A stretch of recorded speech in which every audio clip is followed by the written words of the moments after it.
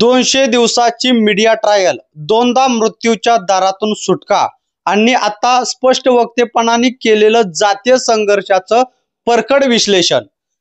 राज्याचे माजी कृषी मंत्री आणि राष्ट्रवादीचे आमदार धनंजय मुंडे यांनी ठाण्यातील वंजारी समाज अधिवेशनात जे काही सांगितलं त्यांनी केवळ राजकारण नाही तर समाजकारणही हादरवलंय.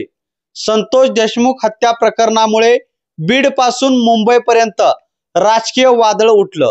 या हत्येच्या तपासात धनंजय मुंडे यांचे निकटवर्तीय वाल्मिक कराड यांचे नाव समोर आलं आणि संशयाची सुई थेट मुंडेकडे वळली. मग काय मीडिया ट्रायल, विरोधकांचे आरोप, मोर्चे आणि समाजाच्या मनात निर्माण होणारा मराठा विरुद्ध वंजारी हा अघोषित संघर्ष. धनंजय मुंडे यांनी अखेर या विषयावर मौन सोडत वंचित समाजातील संघर्ष, जातीय तणाव आणि स्वतःच्या अनुभवावर परखड भाष्य केलं. मी चुकलो तर शिक्षा करा, पण चूक माझी असेल तर नाव माझं घ्या, माझ्या जातीचं, कुटुंबाचं नाही.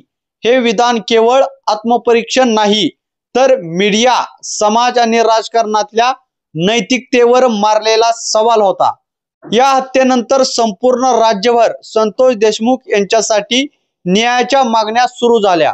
धनंजय मुंडे सातत्याने मी दोषी असल्यास मलाही शिक्षा व्हावी असं म्हणत होते, पण त्यांच्या या म्हणण्याला कोणीही सकारात्मक उत्तर मिळालं नाही. याच काळात कृषी विभागातील कथित घोटाळे, कुटुंबातील वाद, राजकीय टार्गेटिंग सगळं एकाच वेळी सुरू होतं. धनंजय मुंडे भोवती एकमेकांवर ढकलली गेलेली संशयाची आणि बदनामीची चक्रव्यूह रचना तयार झाली होती. या सगळ्या संघर्षातून जाताना धनंजय मुंडे गोपीनाथ मुंडेच्या आठवणीही जागवल्या. त्यांनी सांगितलं की साहेबांनी त्यावेळी मला बाजूला केलं नसतं तर कदाचित त्या मंत्रिमंडळात बहीण भाऊ एकत्र मंत्री राहिलो नसतो. ही कबुली केवळ कुटुंबातील राजकीय समज नाही तर आतल्या खोल यातना व्यक्त करणारा भावनिक टोक होता. 200 दिवसाच्या संघर्षातून एकच गोष्ट स्पष्ट झाली, धनंजय मुंडे टार्गेट झाली पण सुटले नाहीत. न्यायावर विश्वास ठेवत ते आजही लोकांसमोर उभे आहेत आणि जातीय दोषाच्या पार्श्वभूमीवर समाजाला नवा आरसा दाखवत आहेत.